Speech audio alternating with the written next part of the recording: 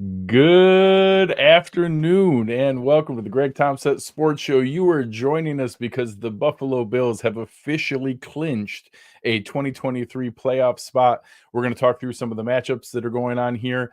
Anybody that's jumping in, drop some questions in the chat. I'll talk about any things with the matchup later tonight, some of the potential outcomes based on the game and how that may work out down the line. And we'll talk about some of the things that could happen with the bracket itself for the playoffs. But we will jump right in with the game that most Bills fans were watching here. Obviously, there was, a lot of kind of odd games as the Week 18 goes. Plenty of games where no one had anything to play for.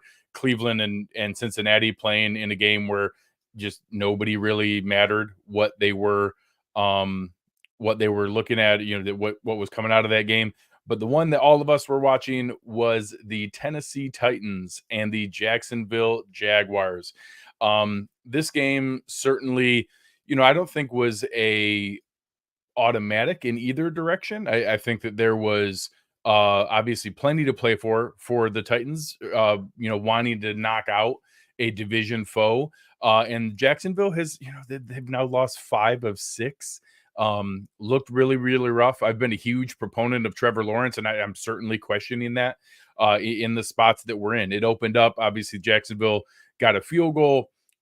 Tennessee answered back relatively quickly, their second drive, and got a touchdown. But I won't lie, like after Calvin Ridley got the bomb for the almost 59-yard touchdown here, I was like, all right, this is probably not going to go our way.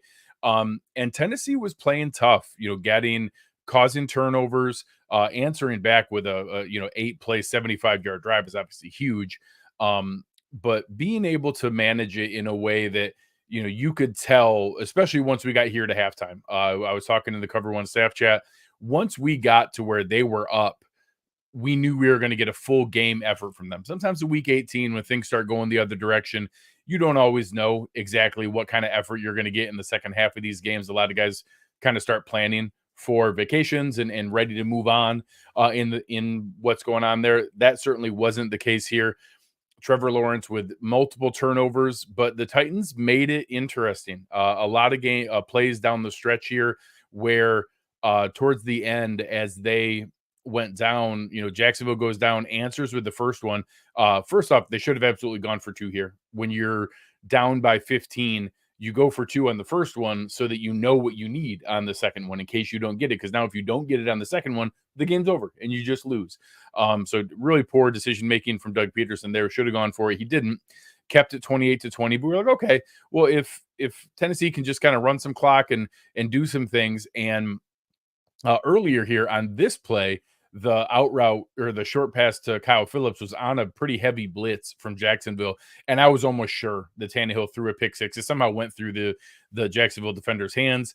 He gets it first. I was like, all right, we're gonna live to fight another day, and then stares down DeAndre Hopkins and Syracuse grad Andrew Cisco. Picks him off here, and you just feel like, okay, this is gonna be it. That's where Jacksonville drove down, made it all the way down the field. Took a lot of time. This drive took almost 5 minutes off the clock to not score. Was really backbreaking for them. Got down to the 1 yard line, ended up going for it. Trevor Lawrence tried to reach over the pile and came up short and just was not able to get the ball across the goal line.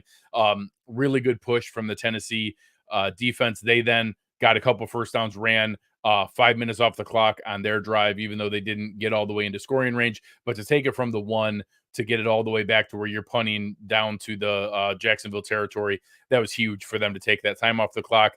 Jacksonville went down, tried to make a couple plays, but just good coverage and bad throws from Trevor Lawrence down the stretch. So based on that outcome, the Buffalo Bills have now formally clinched a playoff spot. There's a couple different scenarios still left to play out here. Obviously, if the Bills win, that's the biggest swing. So there are 2 outcomes here for the Bills. If they win, they will host the Pittsburgh Steelers in Buffalo next week in a playoff game.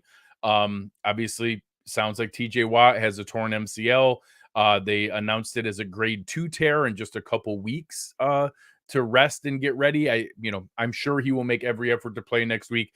He would not be his full self if he is able to play, and it's obviously very likely that he won't be able to play next week. So the situation there. If you get a win, you're hosting it. The loser will go to Kansas City if it's Miami. If Buffalo loses, they go right back to Miami. So if Miami wins tonight, they will host Buffalo in back-to-back weeks. So that will be their reward for winning a game against the Bills tonight, is they'll have to then beat them again the next week. And be able to go in and beat a team 3 times or 2 times in a row, which will be tough to overcome. So a lot facing them here tonight. We'll see if the Dolphins lose, they would go on the road to Kansas City. There's a couple different interesting scenarios. The Texans have now clinched the AFC South. They will be hosting the Cleveland Browns in a tough game. CJ Stroud against that Cleveland defense. If, say, we were to see Buffalo winning against Pittsburgh, and let's say Miami upsets Kansas City, you would then have Miami go to Baltimore, and Buffalo would host the winner of Cleveland versus Houston. Obviously, if Kansas City beats Miami, Buffalo would host Kansas City, and then Baltimore would play the winner of Cleveland and Houston. So if the Bills win tonight, this is a huge swing. They would have a home game against Pittsburgh and then a home game against either Kansas City or a home game against the winner of Houston Buffalo. I don't think there's a scenario where they could host Miami, because if Miami wins, they're obviously the lowest seed remaining. They would have to go to Baltimore. So they would either host Kansas City or the winner of Houston and Buffalo. For where things were just a couple weeks ago, that is far, far better than anyone thought possible to be able to go into this. So if they are to lose, if Miami wins tonight, the only path is for them to go to Miami, and then if they beat Miami, they would go to Baltimore, and then they would face the winner of these 4 remaining teams of who wins between, KC, Pittsburgh, Cleveland, and Houston. So a much tougher path. Every single game on the road, they would have to play Baltimore in the second round rather than getting to wait and play them if they make it to the AFC Championship game. So still, even though they've qualified now, a lot of people asked, would you rather remain with your back against the wall and have to win here tonight, or would you rather have some things secured? Obviously we don't have to worry about that now because they have clinched a playoff spot. But I think this kind of answers that. There's so plenty to play for tonight, a ton, that the winner of this has just a much, much easier path. Both teams want that home game here in the first round. And obviously, if you win another home game in the division round, that's a huge, huge advantage. Being able to play a team like Pittsburgh, Mason Rudolph on the road, very likely without TJ Watt or a shorthanded TJ Watt, is a huge, huge difference. And then likely, hosting a Kansas City or a Houston or Cleveland in the second round, much, much different than having to go to Miami and then having to go to Baltimore in those first 2 rounds. So still a ton to play for here tonight, and plenty on the line. I'm going to go through a couple of the other games. If anyone has any questions for matchups here tonight, get them in the chat. Producer Chris will pull those up. But I'm going to go through a couple of the other games here to be able to look through some of the other options of what's gone on and what games are happening here. In the earlier rounds, obviously, I mentioned that the Cleveland Cincinnati game was, just a blowout. It was nothing exciting at all. I think it was 31-0 before Cleveland scored some garbage points in the second half. They were all resting. They were literally signed Jeff Driscoll off the street to come and play this game just so nobody else got hurt. Had all their starters sitting, and Cleveland earned that. They hit some late game-winning field goals during the year in games that, they obviously weren't dominating and were in position to still pull out and find a way to win. The games we watched yesterday that gave a little bit of insight into what was going on here. The first one the Bills were rooting for was the same as what we talked about with Cleveland and Cincinnati. Baltimore had nothing to play for. They were resting all their starters that they could. Obviously, there's only so many spots that you can do practice squad call-ups and game day inactive and sitting guys. So they still had some, starting caliber players playing, and they hung with Pittsburgh back and forth. This was a game.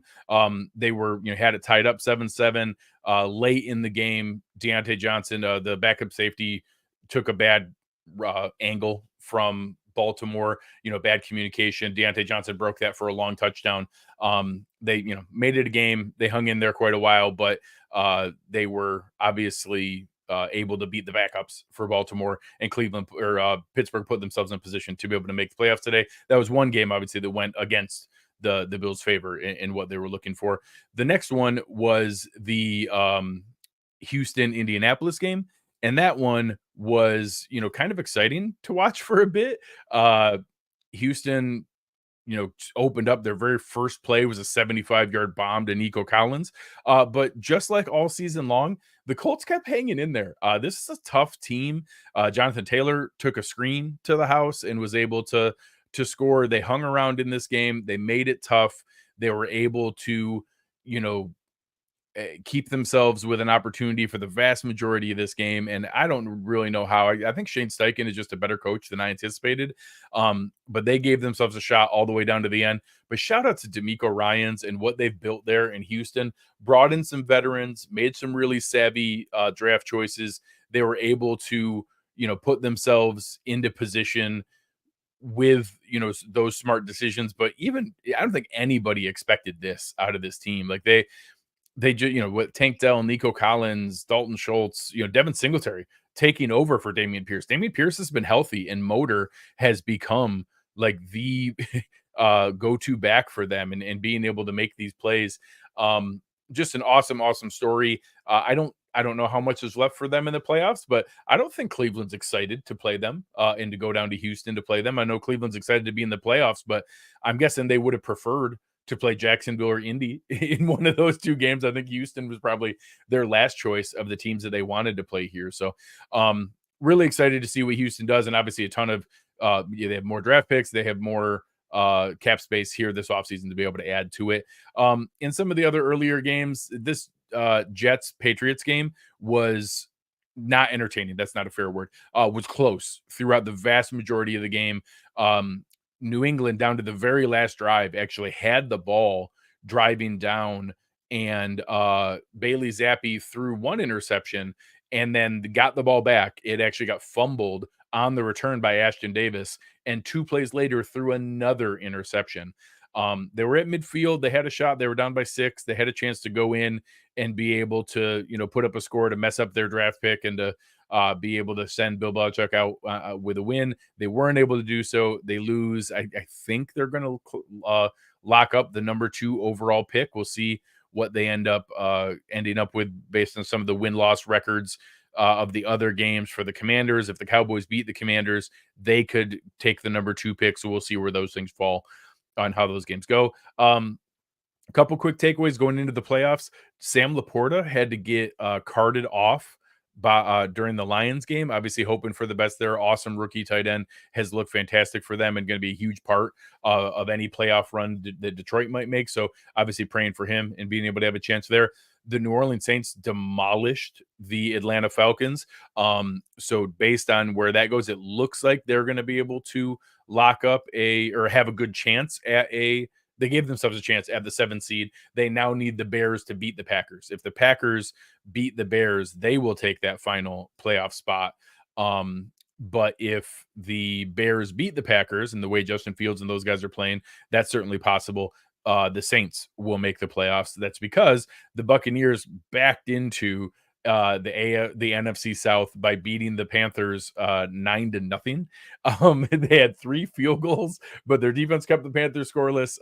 The Panthers get shut out in back-to-back weeks to end the season and go into the offseason maybe with the worst vibes of any team in the league. Their owners throwing drinks on people. They don't have the number 1 overall pick they gave away because they picked the wrong quarterback. They're watching the other rookie quarterback take a team that was in horrible position to have the number 1 pick last year, or top 2 pick last year, to the playoffs in his first rookie season. Just all those different things is really, really tough to see. So I feel for any Panthers fans out there. This is really, really rough to be able to watch the position that they're in. The couple games going on here in the afternoon, I'm going to go watch the Bears and Packers. That's the most entertaining game to me. Broncos Raiders has nothing going on. There's a combination in the Eagles-Giants game. So if the Cowboys jump out to a lead, and they're looking like they're about to score on Washington, if the Cowboys jump out to a lead, then the game doesn't matter for the Eagles. If the Commanders can beat the Cowboys, the Eagles could take the NFC East back from Dallas. Obviously, I think everybody expects the Cowboys to beat the Commanders and to put that away. So we'll see where that one goes. Rams and Niners is similar to Browns Bengals, where we have a playoff team with nothing to play for. These are all backups. There's nothing anybody can do to improve their seeding. I'm actually going to look real quick here at the play-by-play. Everybody's guess was the first couple plays were immediately going to be to Puka Nacua to try to get him the rookie receiving record. They already got him one catch. He needed 4 catches for 29 yards to break the rookie receiving record. So we'll see. I'm guessing they get him that quickly and then sit him down.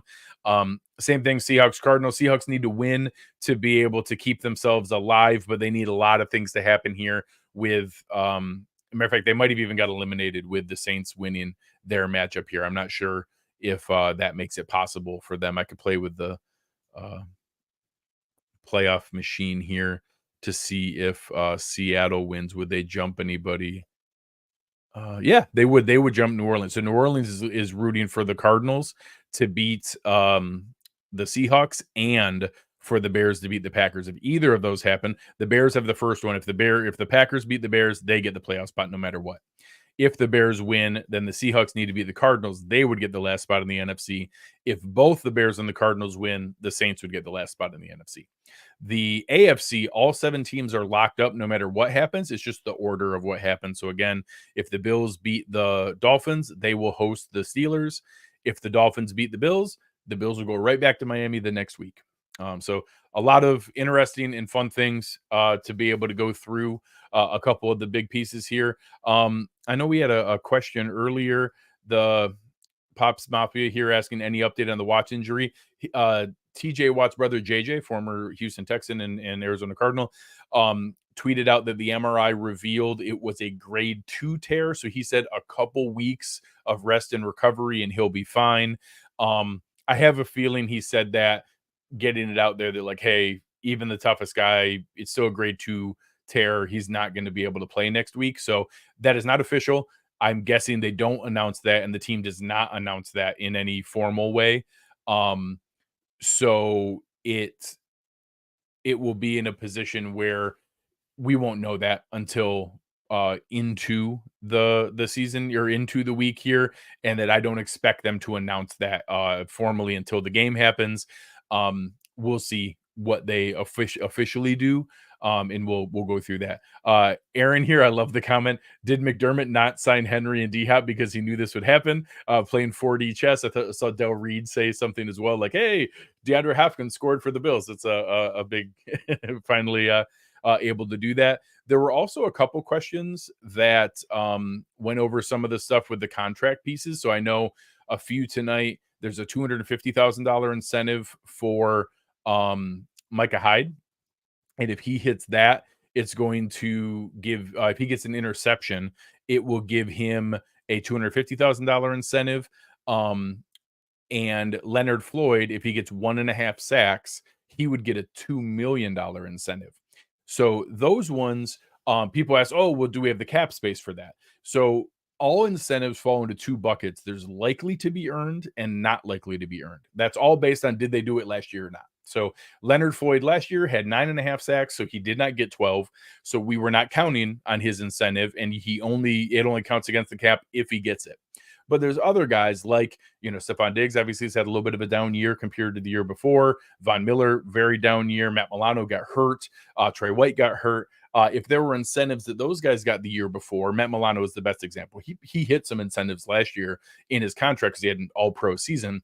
He obviously didn't hit any of those this year. Since he hit them last year, we had to count those in our contract. And again, I don't have his contract in front of me, so I don't specifically know which ones were there.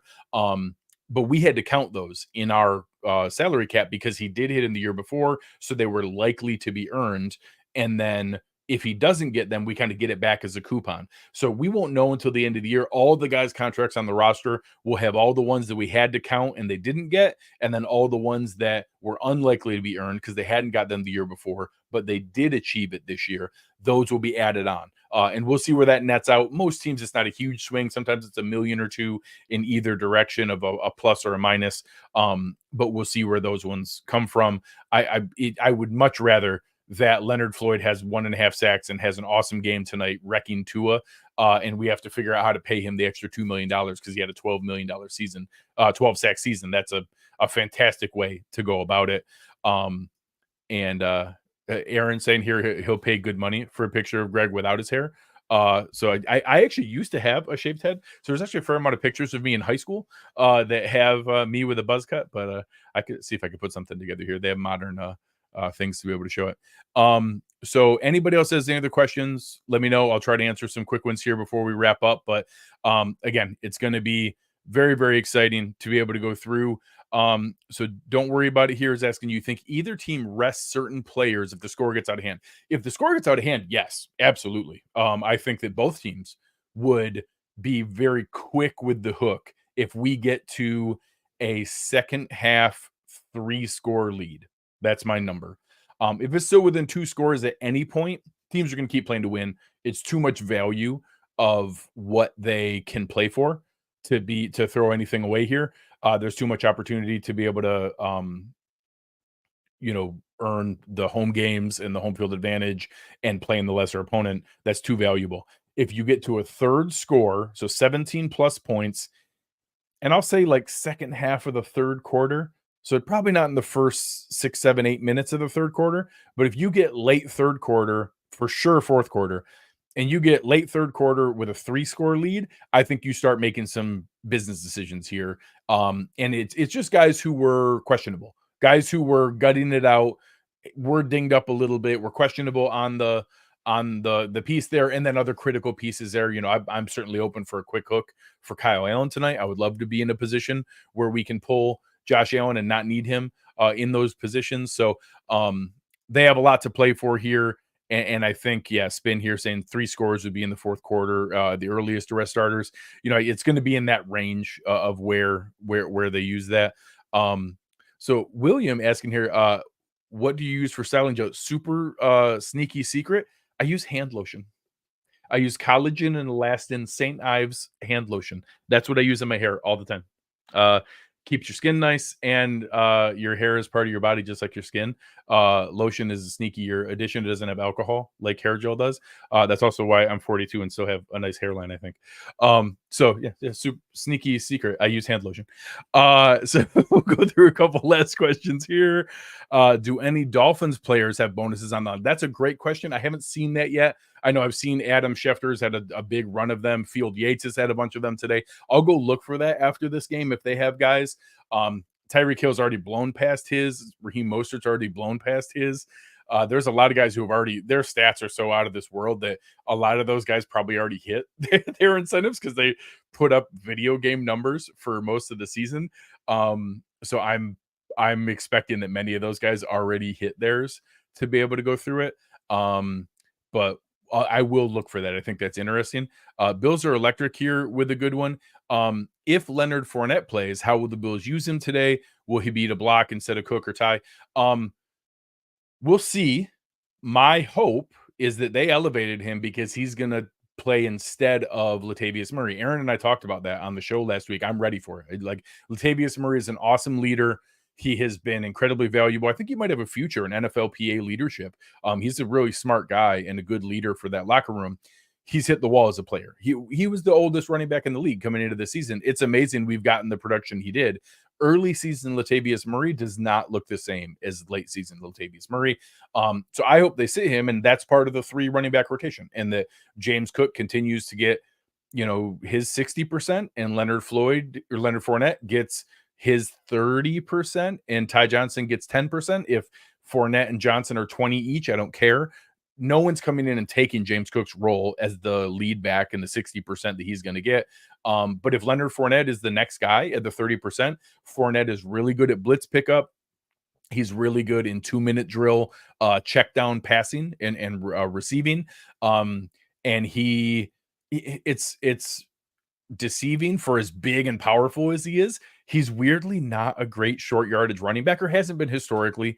Obviously we'll see. Our offensive line's been playing well. Ty Johnson has actually run really hard between the tackles. James Cook has been very shifty between the tackles. So we'll see where that goes. I don't expect that to be Fournette's role, and I don't expect him to come in and take anything, but he's also not going to be Reggie Gilliam and be a blocker. He's going to be James Cook's backup, just like Ty Johnson or Latavius Murray were. I won't be upset if he leaps to number 2 ahead of Ty Johnson, but I think it should be James Cook, Ty Johnson, Leonard Fournette, and that Latavius Murray is the guy who sits. I'll actually be a little disappointed if Ty Johnson is the guy who sits. I think he's earned those reps over Latavius Murray, but we'll find out tonight at 6:50. We should get the actives and inactives, so we'll see where that goes and what the other pieces are here.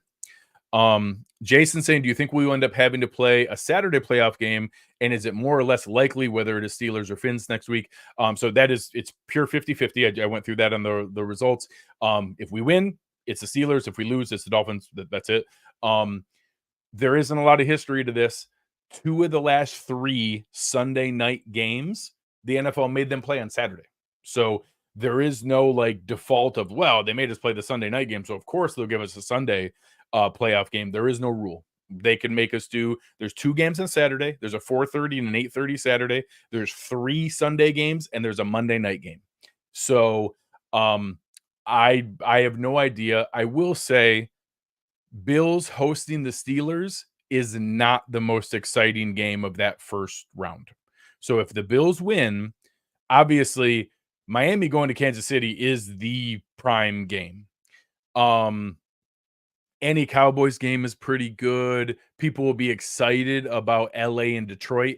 I think the Saturday afternoon game would either be Cleveland, Houston, or it would be Philly, Tampa. So I think the Saturday afternoon game and the early Sunday game would be Cleveland, Houston, and Philly, Tampa. I think Buffalo, Pittsburgh could be the Saturday night game, could be the Monday night game. That's just my gut and me purely guessing. There's no science to that. And like I said, 2 of the last 3 years, they've made the Sunday night team from week 18 play the Saturday playoff game. So they could give us a short turnaround time. That doesn't mean it's fair. Pittsburgh would get an extra day rest more than us if we were to win tonight.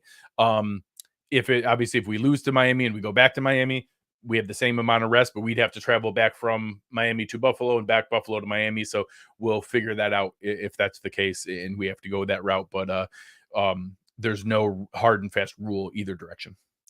Pop's asking what the 4 running backs will be a scratch tonight. My guess is Latavius Murray, but it's either Murray or Johnson. I don't know which one, but it'll be one of those 2. Couple last questions. Are Mostert and Waddle officially out, or are we staying for the game day inactives? The guys who announced that are legit reporters. So it is not official, and it's not official until 6:50. They are not officially declared out. But that's not something I expect them to change their mind on. And I'll even add this.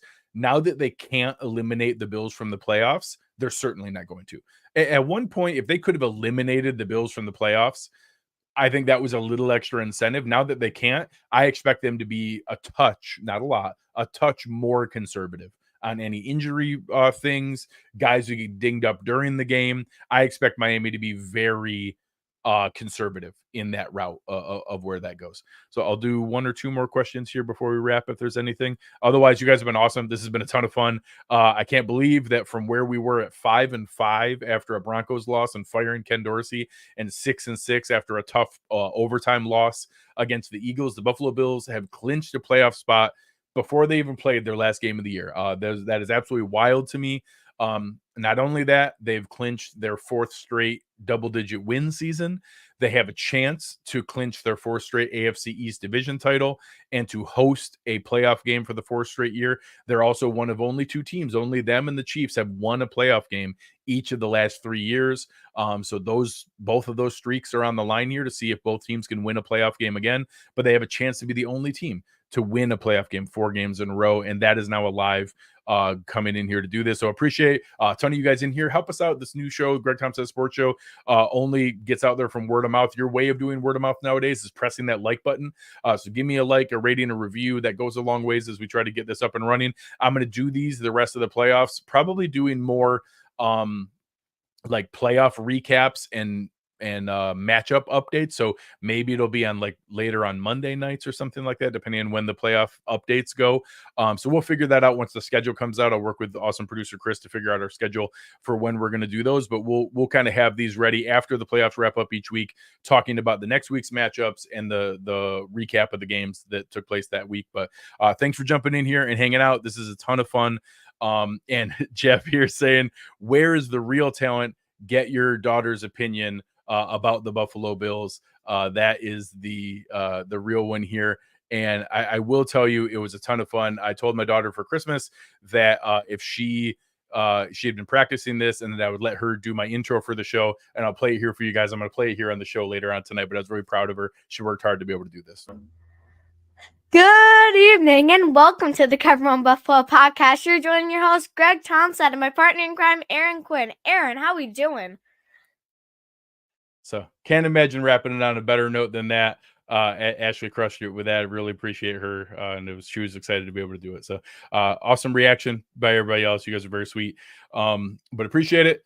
This has been a ton of fun. Go Bills. Let's get a W tonight. Let's win that 4th straight division title. Aaron and I will be here with you immediately after the game, going through the game, doing all of our normal recap show. Appreciate you guys. But on behalf of awesome producer Chris Seth, I am Greg Tompsett. You've been listening to the Greg Tompsett Sports Show, and we are out.